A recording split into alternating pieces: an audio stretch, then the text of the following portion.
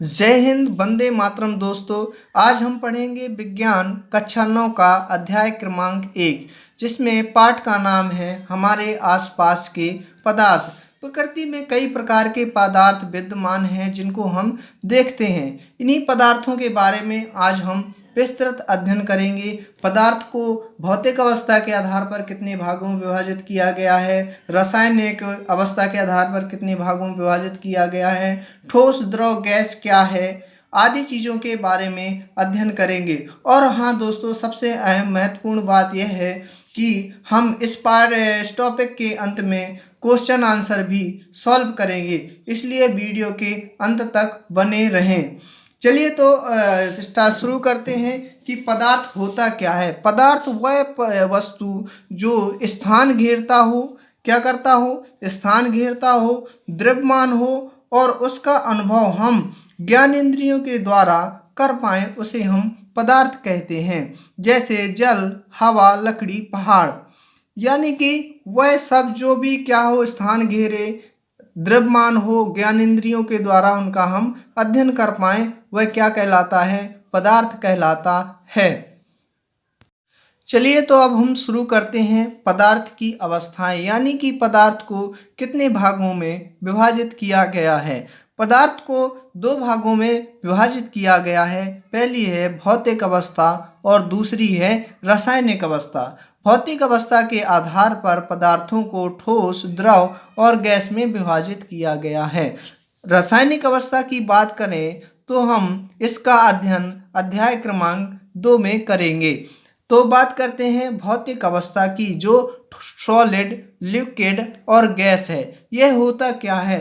तो अगर बात करें ठोस की, तो ठोस का जो आकार व आयतन, इन दोनों की अगर बात करें तो ठोस का आकार व आयतन क्या होता है, निश्चित होता है। उसको हम क्या बोलते हैं, ठोस बोलते हैं।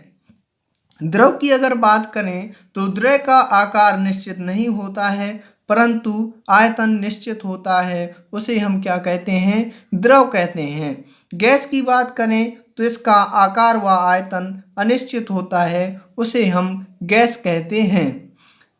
तो चलिए अब इसकी आकार आयतन के बाद बात करते हैं घनत्व की। तो ठोसों का जो घनत्व होता है वह अधिक होता है, द्रव का ठोस से कम होता है और गैस से क्या होगा, ज़्यादा होता है। और गैस का जो घनत्व होता है वह सबसे कम होता है। अब बात करते हैं इसके आकर्षण बल की। तो जो इसका आकर्षण बल ठोसों का प्रबल होता है, द्रव का क्या होगा, उससे कम होगा और गैस का सबसे कम होता है। क्यों? इसका आखिर रीजन क्या है, इसका कारण क्या है? इसका कारण यह है दोस्तों, जैसा कि आपको चित्र में दिख रहा होगा कि जो ठोस के जो अणु होते हैं वह क्या होते हैं, पास पास स्थित होते हैं, इसलिए इनका जो आकर्षण बल होता है वह अधिक होता है। इनके बीच जो अणुओं का जो बॉन्ड होता है वह क्या होता है, काफ़ी मजबूत होता है, इसलिए इनका आकर्षण बल क्या होता है, अधिक होता है। अगर गैस की बात की जाए तो इनके अणुओं का आकर्षण बल थोड़ा ठोसों से कम होता है, क्योंकि इनके जो अणु होते हैं थोड़ी दूरी पर पाए जाते हैं और गैस के अणु काफ़ी दूरी पर होते हैं, इसलिए इनका आकर्षण बल सबसे कम होता है। चलिए तो अगले गुण की बात करते हैं। अगला गुण है दृढ़ता। तो ठोस क्या होते हैं, अधिक दृढ़ होते हैं, द्रव क्या होंगे, उससे कम होंगे और गैस क्या होगा, सबसे क्या कम होगा। जैसा कि दोस्तों अभी अपन ने चित्र के माध्यम से समझा कि जिनके आकर्षण बल जिनमें अधिक होगा तो वो क्या होंगे, अधिक दृढ़ होंगे, जिनका कम होगा उससे कम होंगे और गैस का सबसे कम होगा। संपीड़न ठोसों का संपीड़न नहीं किया जा सकता है, द्रव का किया जा सकता है और गैस का भी किया जाता है। दोस्तों संपीड़न होता क्या है? संपीड़न वह गुण होता है, पदार्थ का वह गुण होता है जिसको क्या करते हैं, दबाव के द्वारा संपीड़ित किया जा सकते, यानी गैस को द्रव के रूप में परिवर्तित किया जा सके, किसके द्वारा, दबाव के माध्यम से।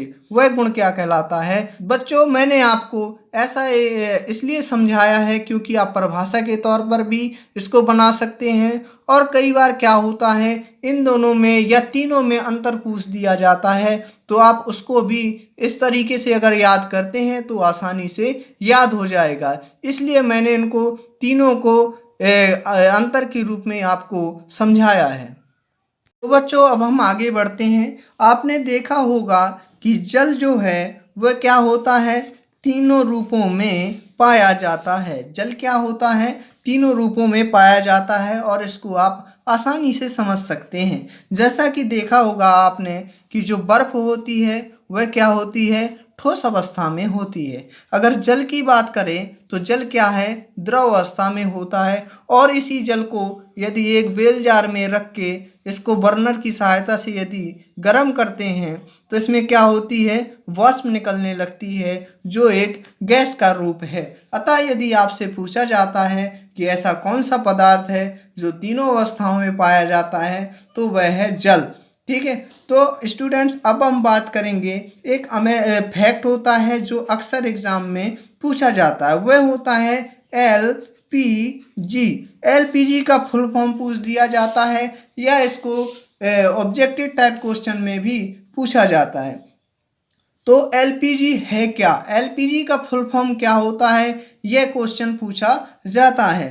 तो ये एलपीजी का फुल फॉर्म होता है लिक्विड पेट्रोलियम गैस। यह क्या होती है, एक द्रवीकृत गैस होती है। कैसी गैस होती है, द्रवीकृत गैस होती है, जिनका उपयोग हम घरेलू सिलेंडरों में खाना बनाने के रूप में करते हैं। और दूसरा फैक्ट होता है वो है सीएनजी। सीएनजी यानी कंप्रेस्ड नेचुरल गैस। इसको क्या किया जाता है बच्चों, संपीड़न के माध्यम से बनाया जाता है। संपीड़न के माध्यम से बनाया जाता है और इसका उपयोग हम वाहनों में करते हैं क्योंकि इससे प्रदूषण कम होता है।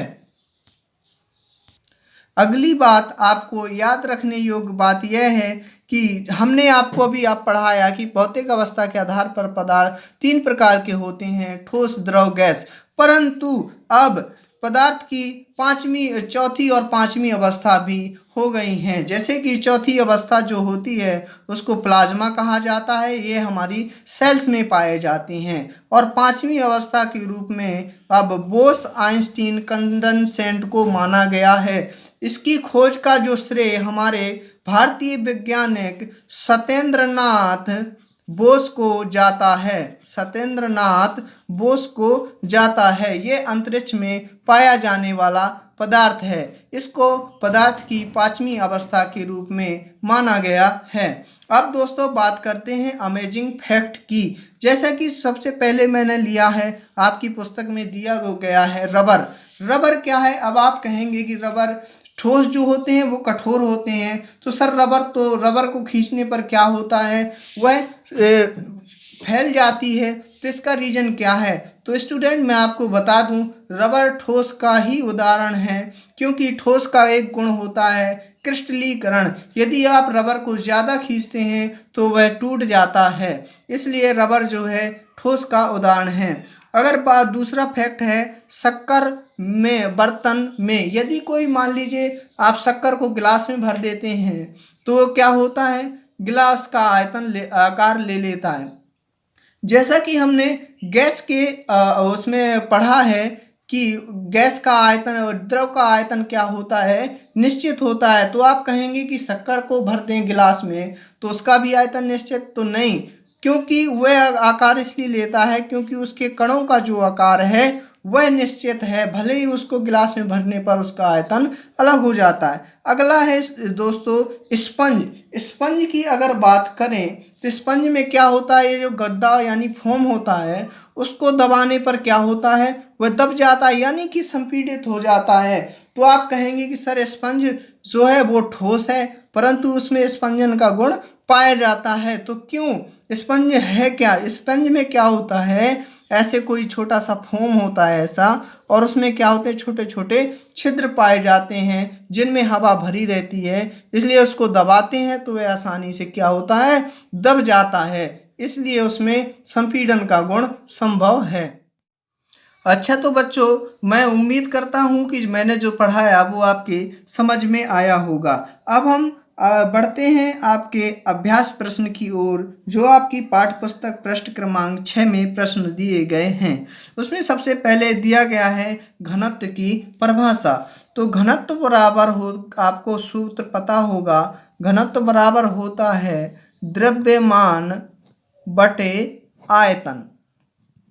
यह क्या होता है? घनत्व का सूत्र होता है। तो इसी को हम परिभाषा के रूप में कह सकते हैं कि किसी तत्व के, जो कोई तत्व है, तो उसका जो द्रव्यमान है, ये जो द्रव्यमान है, तो उसके द्रव्यमान प्रति आयतन को हम क्या कहेंगे? घनत्व कहते हैं। किसी तत्व के द्रव्यमान प्रति आयतन को हम घनत्व कहते हैं। बच्चों, अगला प्रश्न है, कहता है कि बढ़ते हुए घनत्व के क्रम में निम्न को व्यवस्थित कीजिए।